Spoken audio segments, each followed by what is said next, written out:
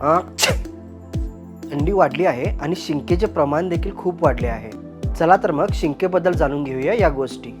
शिंक कधी येते? नाकात टर्बिनेट्स म्हणजेच शंखासारखे एक हाड असते आणि ते खूप संवेदनशील असते. अशा वेळी नाकात काही घुसल्यास आपली चिडचिड होते आणि आपल्याला एक शिंक येते. नंबर 2, लोक मोठ्याने का शिंकतात? प्रत्येकाच्या शिंकण्याची पद्धत वेगळी असते, कारण प्रत्येकाच्या फुफ्फुसाचा आकार वेगवेगळा असतो. पुरुषांची शिंक ही मोठी असते कारण त्यांच्या फुफ्फुसाचा आकार ही मोठा असतो. आपण हळू शिंकावे का? हो, शिंक दाबल्यास 5 ते 24% शिंकेचा प्रभाव वाढतो आणि पुढील वेळी शिंक मोठी येते.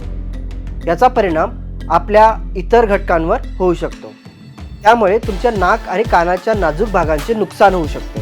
त्यामुळे नैसर्गिकरित्या शिंकण्यास लाज बाळगायची गरज नाही.